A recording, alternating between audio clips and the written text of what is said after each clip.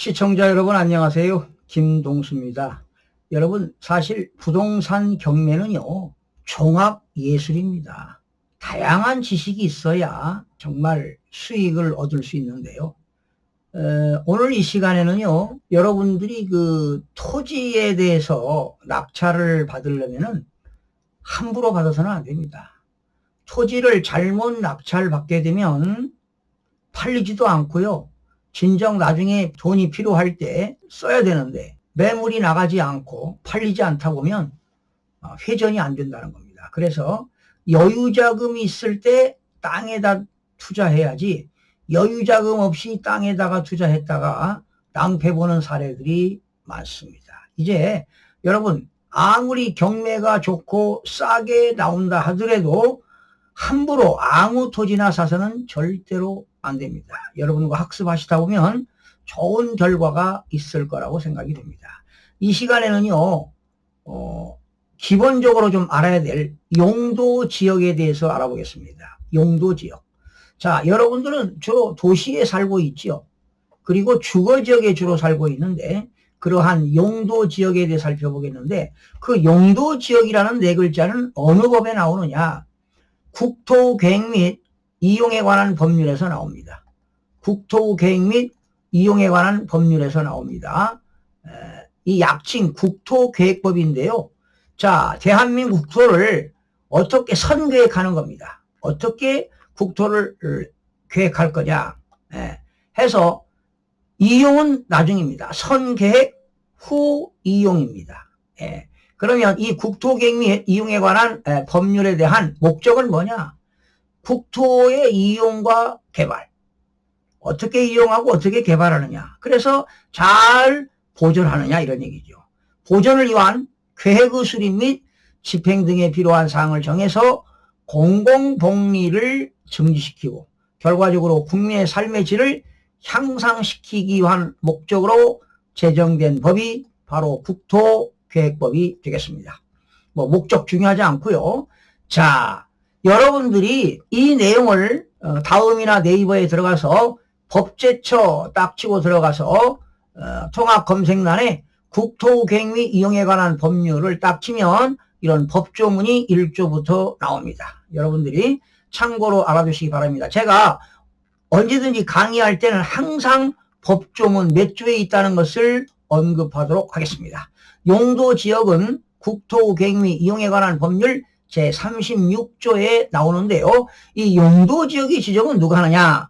국토교통부 장관, 그리고 광역단체장이죠. 시도지사 또는 대도시장이 용도지역의 지정 또는 변경을 도시군 관리계획으로 결정한다. 이렇게 하시면 되겠습니다.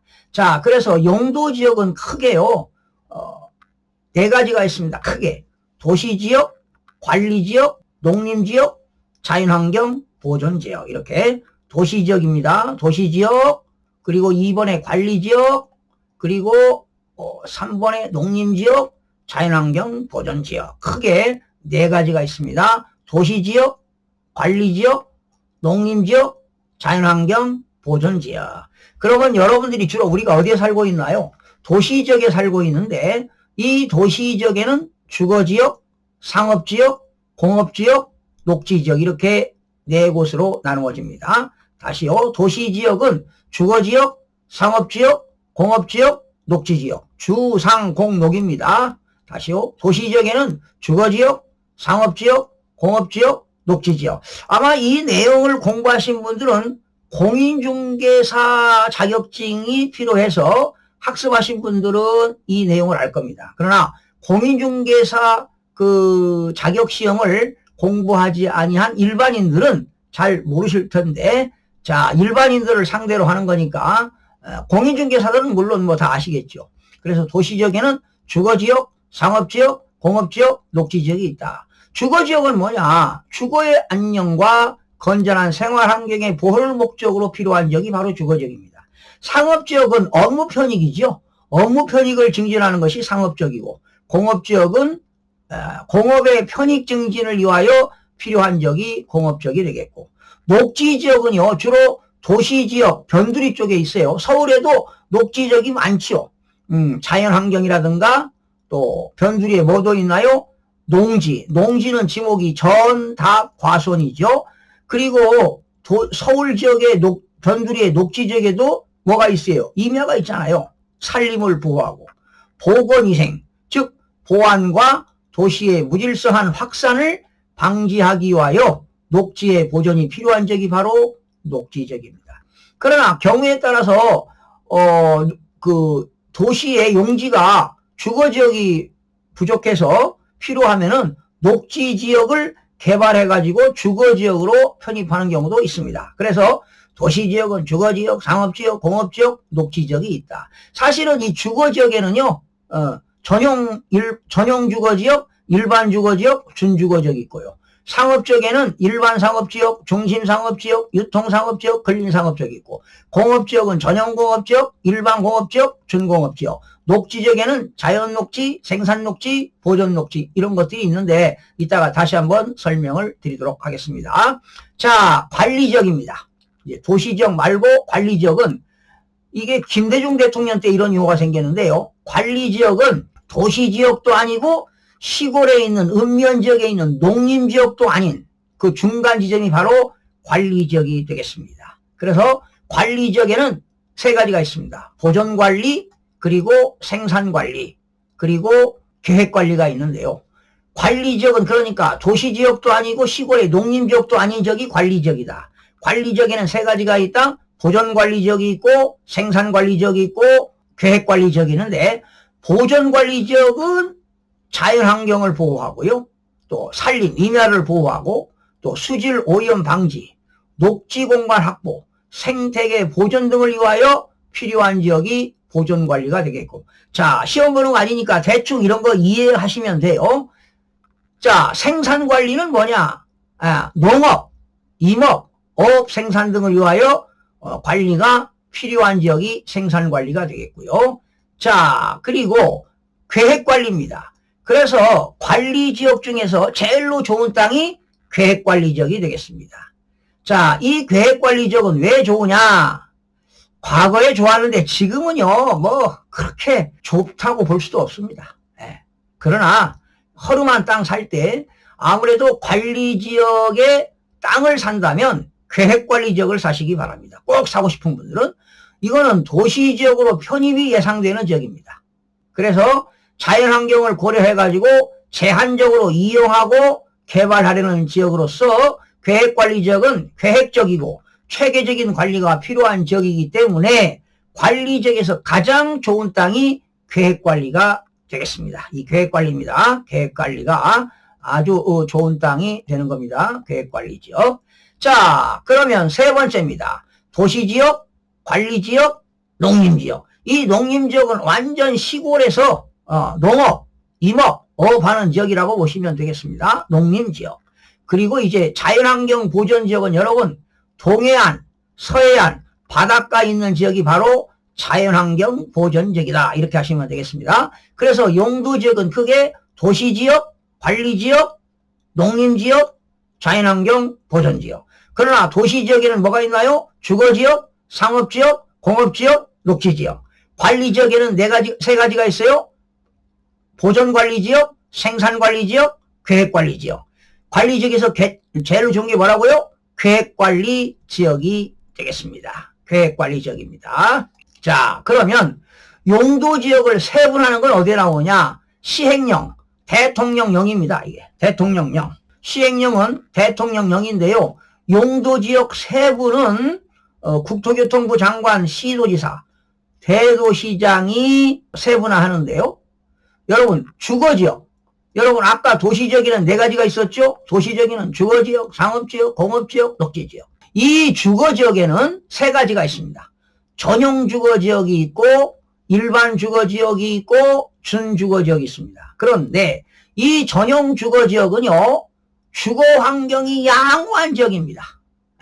주거지역인데 주거지역인데 전용 주거지역은 주거환경이 아주 양호한 지역입니다. 이 전용 주거지역에도 1종 전용 주거지역이 있고 2종 전용 주거지역이 있습니다. 1종 전용 주거지역은요, 주로 단독주택 중심의 양호한 주거환경입니다. 단독주택. 그러면 서울 같은 경우는요, 성북동의 일부도 있고요. 세검정 일부도 있고, 과거의 청와대 뒤에, 이런 것들이 제1종 전용 주거지역이 되겠습니다. 단독주택만 있어요. 그런데 제1종 전용 주거지역에 대구로 회장들이 좀 많이 살죠. 한남동에도 제1종 전용 주거지역이 좀 일부가 있습니다. 단독주택입니다. 제2종 전용 주거지역은 공동주택. 공동주택은 아파트, 연립주택, 다세대주택 이런 중심의 양호한 주거 환경 지역이 바로 제2종 전용 주거지역이 되겠습니다.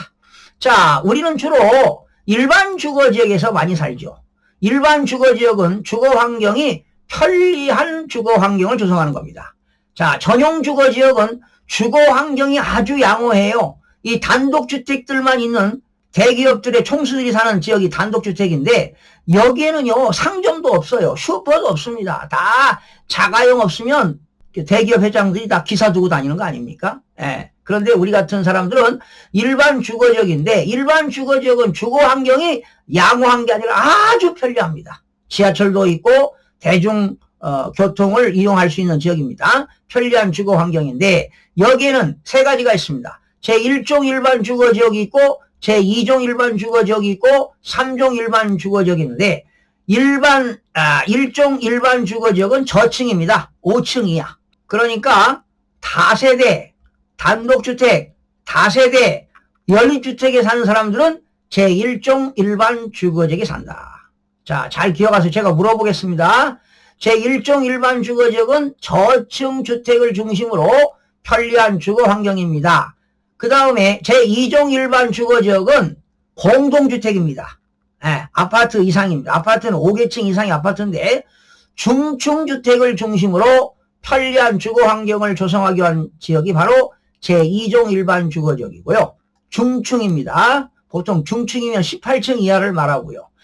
3종 일반 주거지역은 중고층입니다. 18층 이상. 18층 이상. 뭐 요즘은 24층 많죠. 30층, 40층, 50층, 60층도 있는데 중고층 주택을 중심으로 편리한 주거 환경을 조성하기 위한 주택입니다. 그러니까 나는 단독주택에 산다. 그러면 제1종 일반 주거지역. 나는 다세대나 연립주택에 산다. 제1종 일반 주거지역. 나는 내가 살고 있는 아파트가 9층, 10층이다. 18층 이내다. 그러면 제2종 일반 주거지역. 내가 살고 있는 아파트, 나는 1층에 살고 있지만 우리 동네 내가 살고 있는 아파트는 24층이다. 그러면 고층 아파트지요. 18층 이상이면 중고층을 주택으로 주거 환경을 조성하기 위한 지역이다. 자, 여러분 어디에 삽니까? 자, 나는 단독주택에 산다. 제1종 일반 주거지역. 내가 살고 있는 지역은 아파트가 중층이다. 제2종 일반 주거지역. 내가 살고 있는 주택이 18층 이상이다. 제3종 일반 주거지역. 자, 준주거지역입니다. 이 준주거지역은요, 주거 기능을 위주로, 주거 기능도 있고, 일반 상업, 업무 기능을 보완하기 위하여 필요한 지역입니다. 그러니까, 준주거지역은 주거 기능도 있고, 업무 기능도 있는 지역이 바로 준주거지역이 되겠습니다. 자, 주거지역에는 뭐가 있나요? 전용 주거지역, 일반 주거지역, 준주거지역이 있습니다. 상업지역입니다. 상업지역은 네 가지가 있습니다. 중심상업지역, 일반상업지역, 근린상업지역, 유통상업지역입니다. 중심상업지역은 도심, 부도심이죠. 상업기능과 업무기능 확충입니다. 그러면 대한민국의 명동은 중심상업지역이라고 볼 수가 있죠. 도심의 상업기능과 업무기능입니다. 일반상업지역은요, 일반적인 상업기능입니다. 일반적인 상업기능과 업무기능을 담당하는 지역이 일반상업지역이다. 근린상업지역은요, 근린상업지역은 일용품이라든가 서비스 공급을 위하여 필요한 지역이 근린상업지역이고, 유통상업지역은 도시 내 지역 간 유통기능을 증진을 위한 지역입니다. 유통기능. 유통기능을 증진하기 위하여 필요한 지역이 유통상업지역이다. 상업지역에는 중심상업지역, 일반상업지역, 근린상업지역, 유통상업지역이 있다. 자, 공업지역입니다. 공업지역은 세 가지가 있습니다. 전용 공업지역, 일반 공업지역, 준공업지역. 공업지역에는 전용 공업지역, 일반 공업지역, 준공업지역. 전용 공업지역은 바로 중화학공업, 공해성 공업이 바로 전용 공업지역입니다. 그러니까 대한민국에 그 공단 있죠? 공단. 국가산업단지라든가 일반산업단지, 예, 이런 게 전용 공업지역이고요. 일반 공업지역은 환경을 저해하지 않지만 공업 배치를 위하여 필요한 지역이 일반 공업지역, 예, 일반 공업지역. 소도시에도 일반 공업지역들이 많지요. 그 다음에 준공업지역입니다. 준공업지역. 준공업지역은 경공업입니다. 경공업. 예를 들어서 성동구 성수동에도 그 인쇄공장들이 좀 일부 있어요. 과거에 그 구루동 있죠. 구루동 디지털 산업단지 준공업지역입니다. 서울에 준공업지역이 좀 있죠. 경공업 그 밖에 공업을 수용하되 주거기능, 상업기능, 업무기능의 보완이 필요한 지역인데요. 구로공단 지역, 디지털 산업단지에 그 건물들이 있는데요. 토지가 대지가 아닙니다. 그거는 공업을 수용하기 때문에 지목이 공장용지예요. 공장용지. 그래서 여기는 경공업이 있는 지역은 준공업지역이 된다. 이렇게 하시면 되겠습니다. 자, 마지막으로 이제 녹지지역입니다. 녹지지역에는 도시지역에만 있는 거예요. 그러니까 전국의 도시의 그 변두리에 있는 지역이 다 녹지지역입니다. 그린벨트 지역. 여기에는 세 가지가 있습니다. 보존녹지, 생산녹지, 그리고 자연녹지, 이렇게 세 가지가 있습니다. 녹지지역에는 보존녹지, 생산녹지, 자연녹지. 자, 그러면 보존녹지는 말 그대로 있는 대로 보존해라. 도시의 자연환경과 경관, 산림, 녹지 공간들을 보존할 필요가 있다라는 겁니다. 그러니까 보존녹지 지역에 있는 그 땅은 주로 임야일 거예요. 임야, 농지도 있지만 도시의 자연환경과 경관, 산림을 보호한다. 녹지 공간을 그대로 있는 대로 보호해라 하는 겁니다. 그러니까 서울에도 보존녹지 지역이 있습니다. 임야 같은 데는 다 보존녹지입니다.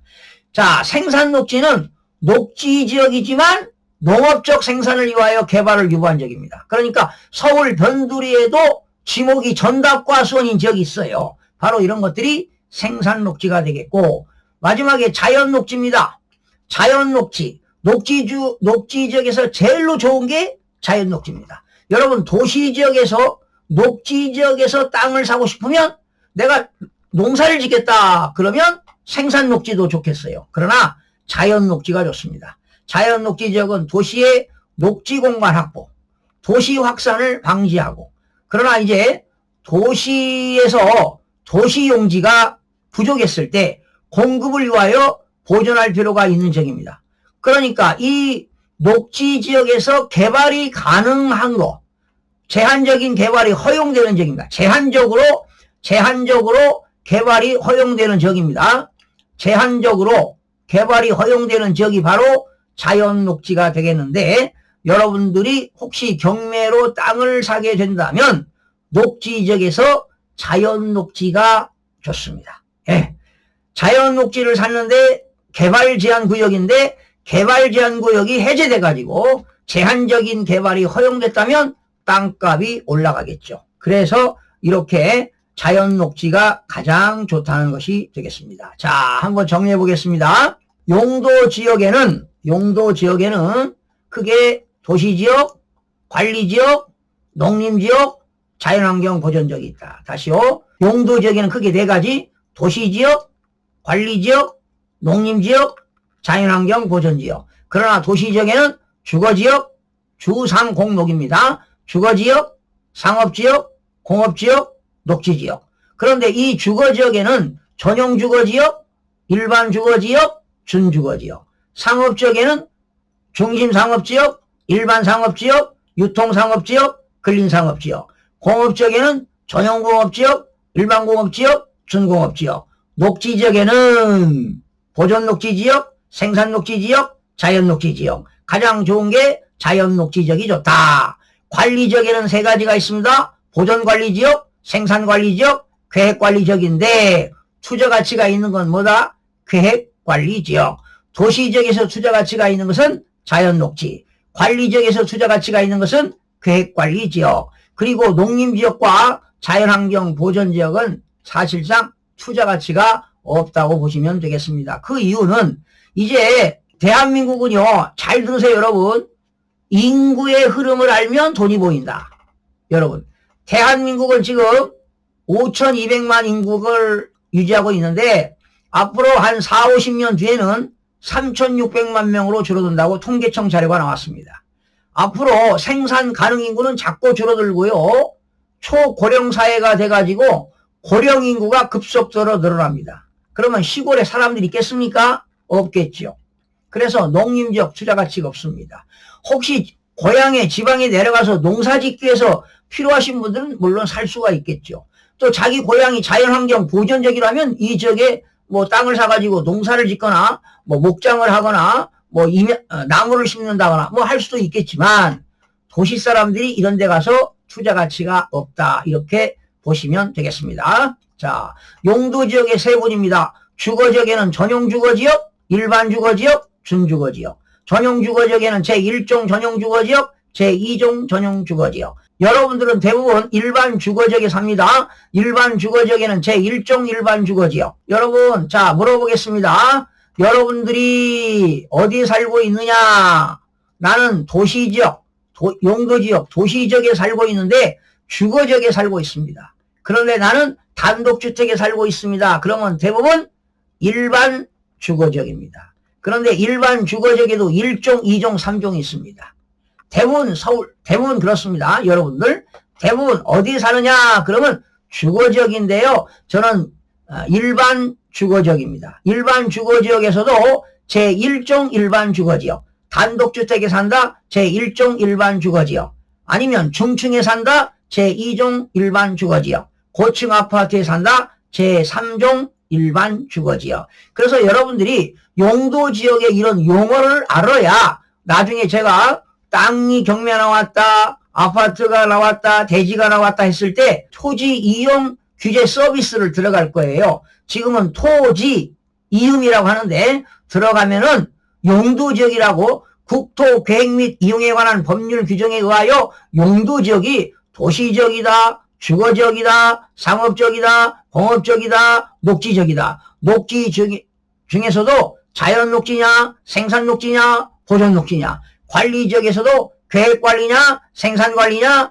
보존관리냐 이런 것들이 그 토지 규제 서비스에 뜨거든요. 그랬을 때 여러분들이 내가 용도지역을 공부해봤다 이렇게 들어봤습니다. 혹시 처음 들으시는 분들은 막 정신이 없을 거예요. 너무나 많으니까 그 지역이. 그러나 한 두세 번 이렇게 들어보시면 여러분 충분히 이해가 될 수 있을 것입니다. 그리고 이게 필요하신 분들은 여러분들이 국토계획 및 이용에 관한 법률에 들어가서 36절을 보시면 용도지역이 나오고요. 대통령령, 시행령에 들어가시면 용도지역의 세분이 나오니까 대통령령입니다. 이걸 다운받으셔서 여러분들 자료 정리하시면 학습하는데 많이 도움이 될 거라고 생각이 됩니다. 여러분, 부동산 경매는 종합예술입니다. 아무나 흉내를 내지 않습니다. 저는 수십 년 동안 이 내용의 전문 분야를 학생들을 지도해 왔고 또 대학원에서 시효 과정을 오랫동안 지도하고 지도교수를 하면서 그 내용을 유튜브를 통해서 전해드리니까요. 여러분들이 아마 유익한 학습이 되리라고 봅니다. 여러분들 열심히 하셔서 좋은 결과 있기를 기대해 봅니다. 그리고 여러분 구독도 눌러주시고 좋아요도 눌러주시고 또 알림 설정도 하시면 많은 도움을 받으실 수 있습니다. 시청자 여러분 고맙습니다. 다음 시간에 뵙겠습니다.